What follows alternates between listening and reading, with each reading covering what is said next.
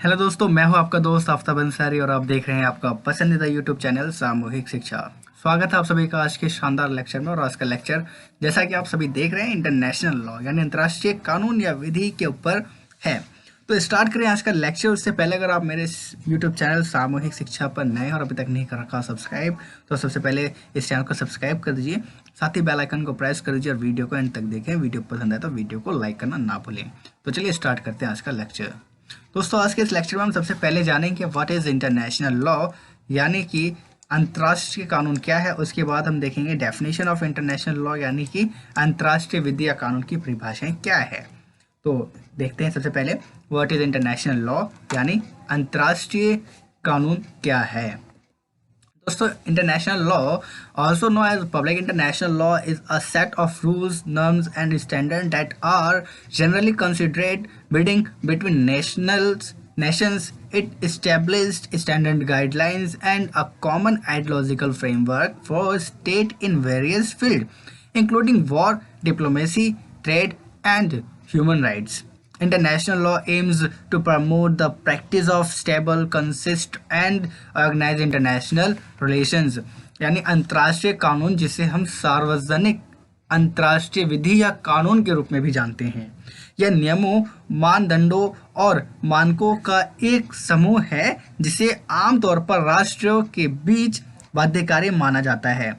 यह युद्ध, कूटनीति, व्यापार और मानवाधिकारों सहित अलग अलग क्षेत्रों में राज्यों के लिए मानक दिशा निर्देश और एक सामान्य वैचारिक ढांचा स्थापित करता है। अंतर्राष्ट्रीय कानून का उद्देश्य स्थिर, सुसंगता और संगठित अंतर्राष्ट्रीय संबंधों के अभ्यास को बढ़ावा देना है।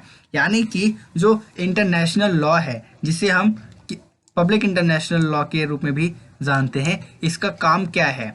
ठीक है। अच्छा, यहाँ पे एक वर्ड यूज हुआ है स्टेट, जिसको हम राज्य के रूप में भी जानते हैं। राज्य के रूप में भी हमने यहाँ पे वर्ड यूज स्टार्ट किया है।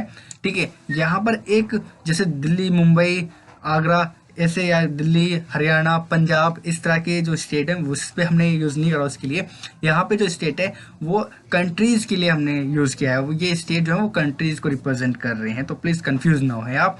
ठीक है। तो अब ये जो अंतर्राष्ट्रीय कानून जो इंटरनेशनल लॉ है, ये नॉर्मली जो यूज़ होता है, इसकी ज़रूरत हमें इसलिए पड़ती है कि जो युद्ध होते हैं उनको किस तरह से रोका जाए, किस तरह से हम कूटनीति करें। ठीक है। आइडियोलॉजिकल फ्रेमवर्क तैयार होता है, इससे हम व्यापार कैसे बढ़ा सकते हैं, ह्यूमन राइट्स को किस तरह से हम अलग कर सकते हैं या ह्यूमन राइट्स में हम कैसे काम कर सकते हैं।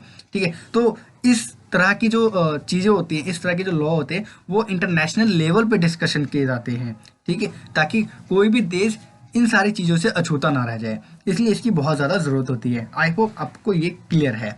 इसके बाद हम जानते हैं डेफिनेशंस के बारे में। तो there are some definitions by the different scholar.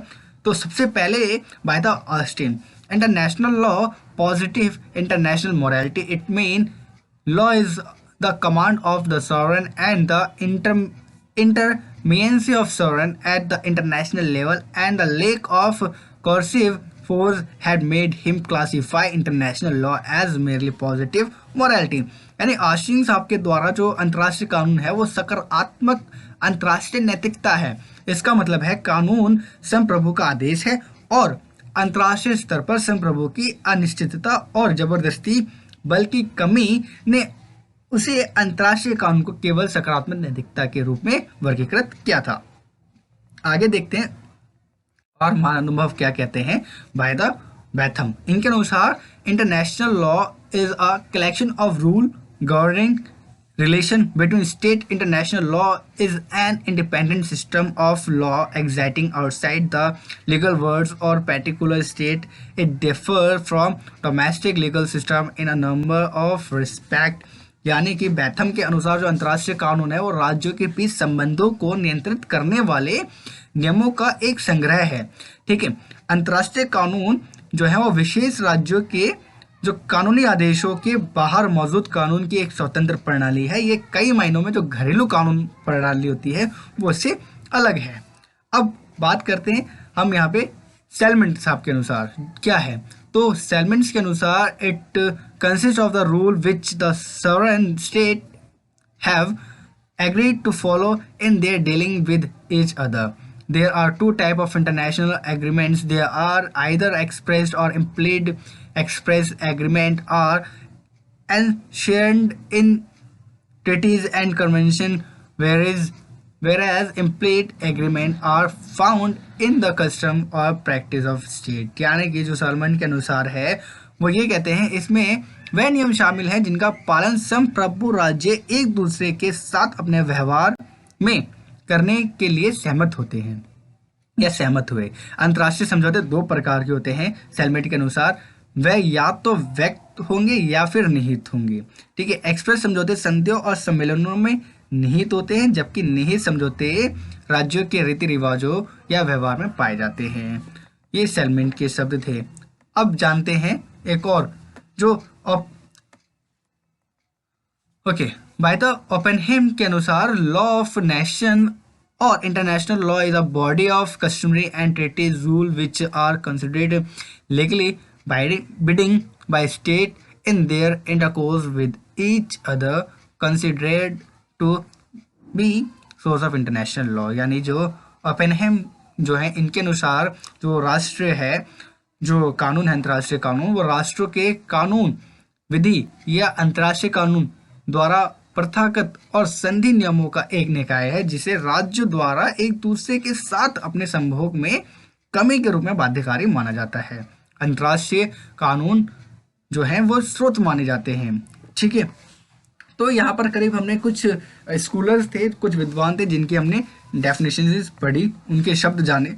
अब यहाँ पे एक बात क्लियर हो जाती है, जो डेफिनेशन निकल के सामने आई वो international law act as a treaty between two और मोर स्टेट्स और nations which help in a variety of activities. यानी जो परिभाषा आएगी वो अंतर्राष्ट्रीय विधि दो या दो से अधिक राज्यों या राष्ट्रों में संधि का कार्य करती है जिससे अनेक प्रकार की गतिविधियों में सहायता प्राप्त होती है। तो दोस्तों इतनी सारी हमने डेफिनेशंस पढ़ी, उसके बाद हमने अपनी एक पर्सनल डेफिनेशन बनाई। यहाँ पर एक बात और क्लियर हो गई कि जो अंतर्राष्ट्रीय कानून है उसकी ज़रूरत इसलिए पड़ती है कि जहाँ पर दो या दो से अधिक जो देश हैं वो एक दूसरे को अपने साथ कैसे लेके चलें, अगर विकास होगा तो कैसे एक दूसरे का विकास साथ में होगा, इस पर चिंता की जाती है। अगर कोई प्रॉब्लम आ रही है तो उसका सोल्यूशन कैसे निकालें उस पर चर्चा की जाती है। ठीक है, यानी इंटरनेशनल लॉ एक बहुत ही इंपॉर्टेंट पार्ट है किसी भी देश के लिए। अगर ऐसा ना हो तो सारे देश एक दूसरे से वंचित होंगे और विकास की जो गति है वो कहीं ना कहीं धीमी पड़ जाएगी। तो बहुत ज़्यादा एक इम्पोर्टेंट रोल है इंटरनेशनल लॉ का भी। आगे जानते हैं, there are two type of international law, यानी अंतर्राष्ट्रीय कानून दो प्रकार के होते हैं। पहला जो है वह है पब्लिक इंटरनेशनल लॉ, यानी public international law is a body of rule that is legally binding on state and international organization their interaction with other state international organization individual and other entities. यानी जो सार्वजनिक अंतर्राष्ट्रीय कानून है वो नियमों और निकाय है जो अन्य राज्य अंतर्राष्ट्रीय संगठनों व्यक्तियों और अन्य संस्थाओं के साथ बातचीत में राज्यों और अंतर्राष्ट्रीय संगठनों पर कानूनी रूप से बाध्यकारी है। यानी कि जो पब्लिक इंटरनेशनल लॉ है वो अब क्या काम करता है, जो डिफरेंट स्टेट हैं, ठीक है, जो अलग अलग देश हैं उनके बीच में समझौते करवाता है, उनके बीच में ऑर्गेनाइजेशंस तैयार करवाता है, इंडिविजुअली ऑर्गेनाइजेशंस होती हैं जो इन सारे मुद्दों पे, जैसा कि हमने जो डेफिनेशन में पढ़ा और व्हाट इज इंटरनेशनल लॉ में हमने पढ़ा, उन सारे मुद्दों पे यहाँ पे चर्चा की जाती है। उसके बाद प्राइवेट इंटरनेशनल लॉ, अब इसकी क्या जरूरत पड़ी। Private international law is a body of convention, model law, national law, legal guides and other documents and instruments that regulate private relationship across national borders. यानी कि जो निजी अंतर्राष्ट्रीय कानून है वो कानूनी सम्मेलन करवाते हैं, मॉडल कानून, राष्ट्रीय कानूनों और कानूनी गाइडलाइंस पर चर्चा की जाती है और अन्य जो दस्तावेज हैं, जो उपकरण हैं, उनका निकाय है जो राष्ट्रीय की जो सीमाएं हैं, ठीक है, या राष्ट्रीय सीमाओं के पार जो निजी संबंध हैं उनको नियंत्रित करती है। ठीक है, अब ये आप ऐसे समझ सकते हैं, जो एक स्टेट है उस स्टेट की जो स्टेट है या जो कंट्री है उस कंट्री के जो बॉर्डर्स हैं, उस बॉर्डर से जितने भी देश सटे हुए हैं ये उन दोनों, उस जो सटा हुआ देश है उससे और उन दोनों के बीच में, यानी कि सपोज जैसे इंडिया है, इंडिया से सटा हुआ देश हमारा नेपाल है, ठीक है, तो इन दोनों के बीच में बहुत सारे संबंध ये करवाता है।